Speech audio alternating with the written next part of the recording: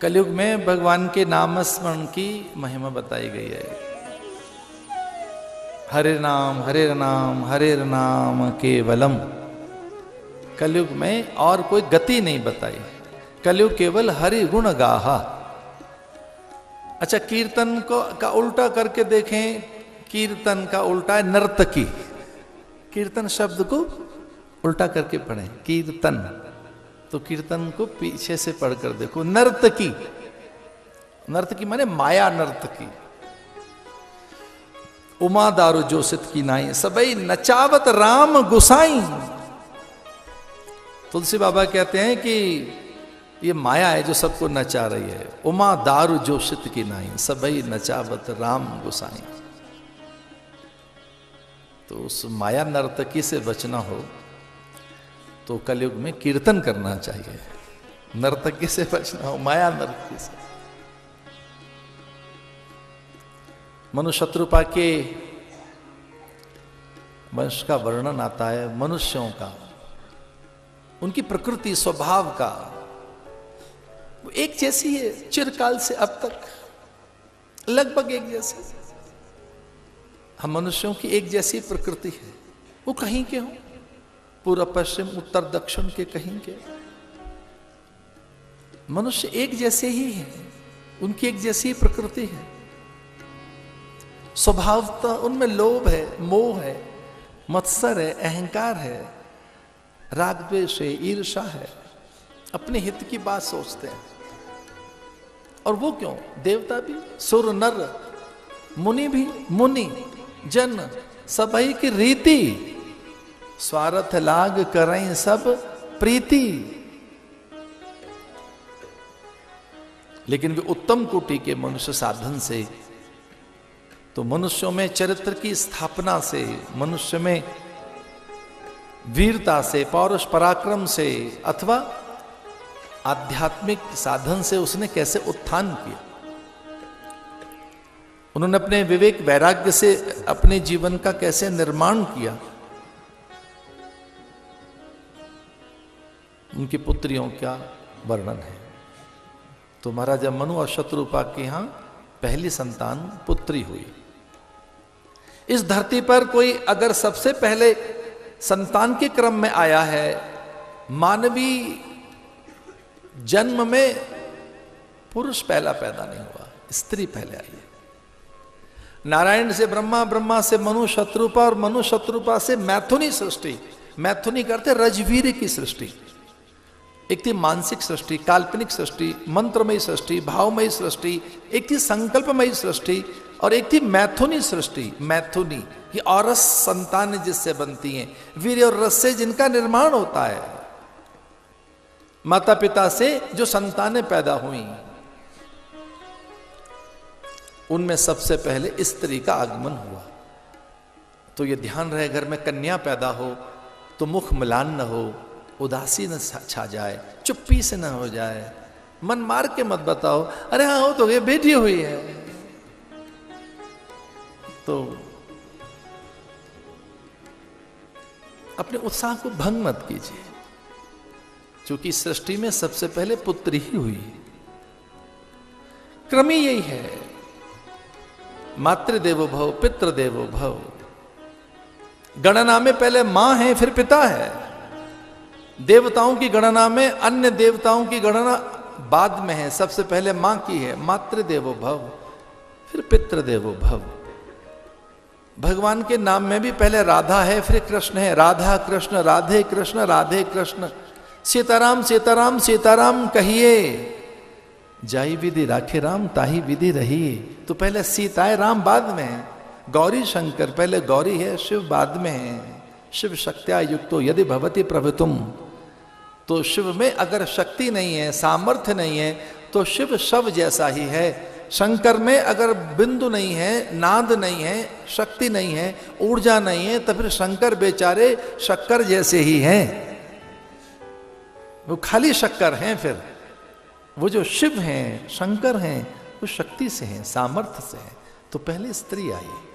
कन्या के आगमन पर प्रसन्नता व्यक्त कीजिए, उसका आदर कीजिए। और किन्हीं के यहां बहुत दिनों के बाद संतान हो रही थी, किन्हीं के यहां तो बहुत दिन के बाद संतान हुई। तो बड़ा उत्साह था, बड़ी प्रसन्नता, घर में उत्साह। दीपदान हो रहे थे, मंगल कलश रख दिए गए, तोरण द्वार लगा दिए गए, बंदरबान बांध दिए गए, विप्रों को न्योता देके भोजन के लिए बुलाया, अपनों को उपहार बांटने लगे। अति उत्साही प्राणी थे, उन्हें उत्साह संभल नहीं रहा था। पूरे नगर भर में न्योता दे दिया, हमारे घर संतान होने वाली है। परिजन पुरजन बंधु बांधव इष्ट मित्र अपने आए और भोज कर रहे हैं। तो गर्भ में 2 भ्रूण थे, उन्हें बड़ा अच्छा लगा। किसी ने बहका दिया कि आपके तो 2 पुत्र आ रहे हैं। उस आस में हमारे घर 2 बेटे आ रहे हैं, वर्षों के बाद हमारे घर 2 बेटे आ रहे हैं, ऐसा जानकर अति उत्साह में उन्होंने नगर भोज कर डाला, परिजन पुरजनों को आमंत्रित कर लिया।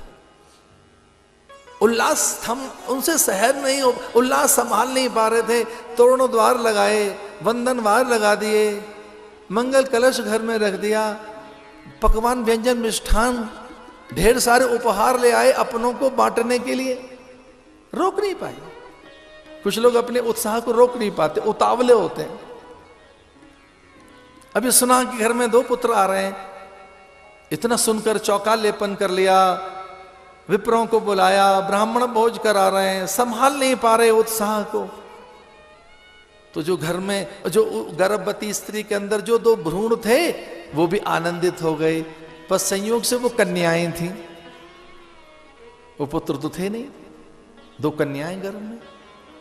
अब उन्हें तो पता नहीं था कि ये बेटों के लिए सम्मान किया जा रहा है, लड़कों के लिए।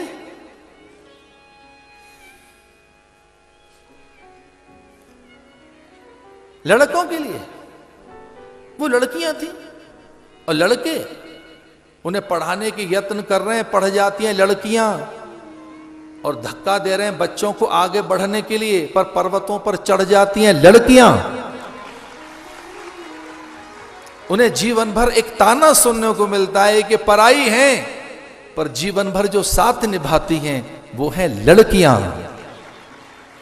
जन्म से ही उनके कान में एक गुरु मंत्र दिया जाता है, ये तो पराई है, पराया धन है, अतिथि है, जब जाएगी तब तक संभाल के रखो, कोई स्थायी डेरा तो है नहीं। अरे पराया धन है, तो कान पक गए जिसके सुनते सुनते कि पराई है। अब ससुराल में आई तो वहां सुनने को मिल रही है, वहीं ध्यान है अपने माता पिता में, वहां पराई है, घर में पराई है, गर्भ में पराई है। जीवन भर जो पराई रहकर भी सदा अपनी सी बनी रहती है, साथ निभाती है, उसका नाम है लड़की, लड़कियां। आगे बढ़ाने के लिए जिनको धक्का दे रहे हैं, अब वो तो पीछे रह गए, चढ़ गई, आगे बढ़ गई लड़कियां। पढ़ाने के कितने यत्न किए, पढ़ नहीं पा रहे हैं महाशय, पर पढ़ गई हैं लड़कियां। अब उनको क्या पता था कि ये इतने पकवान व्यंजन मिष्ठान तोरणद्वार वंदनवार मंगल कलश विप्र भोज और देव आराधन हमारे लिए नहीं, लड़कों के लिए किया जा रहा है। वो थी लड़कियां, बड़ी प्रसन्न है कि अभी तो पैदा नहीं हुई और हम ये हैं, हमारा इतना आदर, इतना सम्मान। छोटी बड़ी 2 तो कुछ देखो, वहां भी छोटा बड़ा तो रहता ही है। गर्भ में जो पहले आया वो बड़ा, जो बाद में आया छोटा, और गर्भ में भी जो थोड़ा ताकतवर भ्रूण है वो बड़ा सा हो जाता है। और वो फिर उत्साह भंग हो गया। गर्भ की बच्चियों ने कहा कि 2-4 दिन के बाद घर में मायूसी क्यों है, चुप्पी क्यों है, मां मेरी रोती क्यों है, ये हुआ क्या कि हमारे पिता आते हैं और वो बार बार अपनी आंखों के आंसू पोंछ लेते हैं, सिसकियां क्यों हैं घर में, अब रोदन क्यों है, ये हुआ क्या। कुछ दिनों के बाद तो उन्हें सुनने को मिला कि कानों कान किसी को पता नहीं लगेगा, सब बातचीत हो गई है, किसी को भी तो नहीं पता लगेगा। और फिर 3-4 दिन के बाद उन्हें सुनने को मिला कि बहुत मोटी रकम दे दी गई है। वो डॉक्टर किसी को नहीं बताएगा। लड़कियां घबरा गई। वो कहती है हमारे माता पिता कोई जाल बुन रहे हैं, छल कर रहे हैं, षड्यंत्र रच रहे हैं। ये क्या सुनने को आ रहा है कि वो कहते हैं कानों कान नहीं पता लगेगा, पर है तो हत्या। मां कहती है ये मां क्यों लड़ रही है हमारे पिता से? ये दादी के सामने मां रोती क्यों है? मां कहती है हत्या हो रही है। मैं नहीं होने दूंगी हत्या, मैं हिंसा नहीं होने दूंगी, ऐसा नहीं हो सकता। तो घर में झगड़ा क्यों हो गया? और अब क्या हुआ है कि सब के साथ हमारी मां भी हो गई है। तो किसे मारना चाहते हैं? तो छोटी ने कहा कि अरे हम कहां पैदा हो रहे हैं? उन हाथों में जो हत्यारे हाथ हैं, ये किसकी हत्या करना चाहते हैं? हम उनके यहां जा रहे हैं जो किसी का कत्ल करना चाहते हैं। अरे प्रार्थना करो, हम तो रहना ही नहीं चाहेंगे इस घर में। हम क्यों जाएं इन हत्यारों के बीच में? पता नहीं किनकी हत्या करेंगे। पूरा घर हत्या करना चाहता है, किसी के प्राण छीनना चाहता है, किसी के सपनों का गला दबाना चाहता है। ये कौन लोग हैं बड़े पाखंडी से जो पहले तो उत्सव कर रख रहे हैं, वंदनवार, मंगल कलश, तोरण द्वार, दीपदान, ब्राह्मणों को दक्षिणा, घर में आनंद उत्सव और गरबा रचा रहे हैं, और अब किसी के प्राण छीनना चाहते हैं। तो बड़ी ने कहा संयम रख, ऐसा नहीं है। पर छोटी तो बहुत उन्मत्त थी, बड़ी चंचल थी। उसने कहा नहीं नहीं, ये ठीक नहीं हो रहा है। अब हमें अच्छा नहीं लगता, हम जिस घर में जा रहे हैं वो अच्छे लोग नहीं हैं, वहां जाना भी ठीक नहीं है। तो क्या प्रार्थना हमारी नहीं स्वीकार करेगा परमात्मा कि हम गर्भ में ही अपने प्राण दे दें? और अभी वो ऐसा सोच ही रही थी कि अचानक एक अज्ञात अस्त्र मां के गर्भ में से उनके पास आता हुआ उन्हें दिखाई दिया। एबॉर्शन कैसे होता है जानते हैं आप? आप जानते हैं किस तरह से हत्या की जाती है? उस विधि से आप परिचित ही नहीं। तो किस तरह से हत्यारे हाथ अंदर घुसे और किस तरह से वो अस्त्र, वो एक भयानक अस्त्र उनकी ओर बढ़ रहा है। वो घबरा गई, चीत्कार करने लगी कि कौन है जो हमारी हत्या करना चाहते हैं। पर इसमें तो मां की भी सम्मति है, पिता की भी, दादी की भी, दादा की भी, किसी की चल नहीं रही है। तो घर के गुरु कहां गए? पर उन्हें तो बताया ही नहीं गया है। तो देवता कर क्या रहे हैं? वो देख नहीं रहे। कहां है कुल देवता, ग्राम देवता, स्थान देवता? कहां गए इष्ट देवता? हमारी कोई रक्षा क्यों नहीं कर रहा है? और तब तक तो उन लड़कियों के टुकड़े टुकड़े कर दिए गए थे। मांस के लोथड़े, रक्त गर्भ से बाहर निकाल दिया गया था, क्योंकि उनको लड़के चाहिए, उन्हें पुत्र चाहिए। और पुत्र की चाह में वो इस हद तक बेटियों की हत्या कर सकते हैं, गर्भ में उनके प्राण छीन सकते हैं। बाद में बड़े सम्मानित हो सकते हैं, क्योंकि बेटा चाहिए तर्पण के लिए, तरने के लिए, मुक्ति के लिए, पितरों को प्रसन्न करने के लिए। और मेरे साथ मिलकर बोलो, ऐसे हत्यारे लोगों के साथ पितृ और देवता कभी प्रसन्न नहीं हो सकते, कभी नहीं हो सकते। तो घर में अगर बेटी पहले आ रही हो तो सम्मान कीजिए। दूसरी कहानी,